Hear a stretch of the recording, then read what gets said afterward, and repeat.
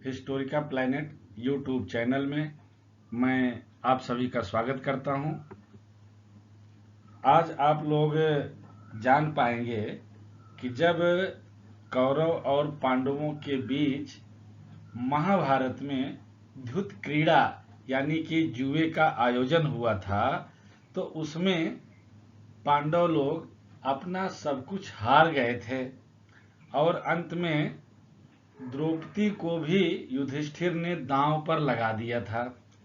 संयोग ऐसा था कि उस जुए में युधिष्ठिर द्रौपदी को भी हार गए। जब यह बात द्रौपदी को पता चली और द्रौपदी को भरी सभा में लाया गया, तो वहां पर उपस्थित सभी विद्वानों से द्रौपदी ने कुछ तीखे चुभते हुए प्रश्न किए।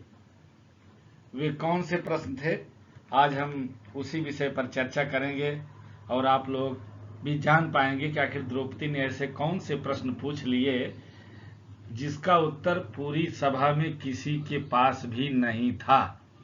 यहां तक कि सबसे विद्वान भीष्म पितामह भी द्रौपदी के इन प्रश्नों के उत्तर देने में अपने आप को असमर्थ महसूस किए। ऐसा माना जाता है कि द्रौपदी ने युधिष्ठिर से यह प्रश्न किया था कि वह स्वयं दांव पर लगाने से पहले स्वयं को हार बैठे थे अथवा नहीं। यानी कि युधिष्ठिर जब स्वयं अपने आप को जुए में हार बैठे थे, तो किसी भी स्वतंत्र व्यक्ति को एक हारे हुए व्यक्ति द्वारा दांव पर कैसे लगाया जा सकता है। इस प्रश्न के उत्तर में दो भिन्न मतों को प्रस्तुत किया गया। विद्वानों ने दो बातें बताई। प्रथम तो यह है कि यदि युधिष्ठिर ने स्वयं को हार जाने के पश्चात द्रौपदी को दांव पर लगाया तो यह अनुचित नहीं था। क्यों? क्योंकि पत्नी पर पति का नियंत्रण सदैव रहता है, और यह मत कि पत्नी पर पति का सदैव नियंत्रण रहता है मनुस्मृति में बताया गया है, और स्वामित्व के मुद्दे को धर्म सूत्र और धर्म शास्त्रों में भी उठाया गया है, जिसमें यह बताया गया है कि स्त्री के ऊपर उसके पति का पूर्ण नियंत्रण रहता है, और वह नियंत्रण जुए में हारने के बाद इन लोगों ने खो दिया और भारी सभा में दुशासन ने दुर्योधन के आदेश पर उनकी साड़ी खींचनी शुरू कर दी। यह कथा समाज में सर्वविदित है। दूसरा प्रश्न जो द्रौपदी ने पूछा कि दूसरा यह है कि एक दासत्व स्वीकार करने वाला पुरुष, यानी कि जो पहले से ही किसी का गुलाम हो, और उस समय युधिष्ठिर जो है वो दुर्योधन के दास थे, किसी और को दांव पर नहीं लगा सकता। ये भी बात सही है।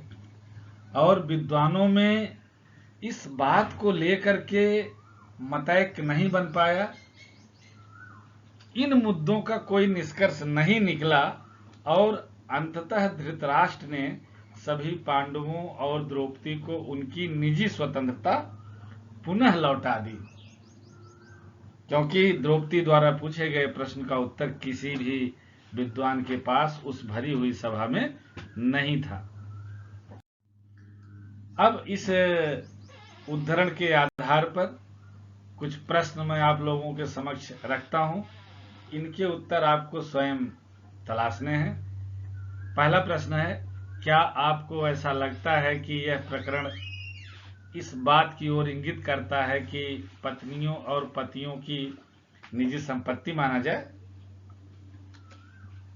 दूसरा, क्या युधिष्ठिर के द्वारा द्रौपदी को जुए में हारना न्याय संगत था? आप अपने विचार व्यक्त कीजिए। कौरव और पांडवों के बीच युद्ध क्यों हुआ? यह तीसरा प्रश्न है। आपको यह उद्धरण कैसा लगा? इसके लिए लाइक करें, कमेंट और शेयर करें। अगर आपने इस चैनल को अभी तक सब्सक्राइब नहीं किया है तो इस तरह के और भी वीडियो पाने के लिए कृपया इसको सब्सक्राइब करें। देखने के लिए धन्यवाद।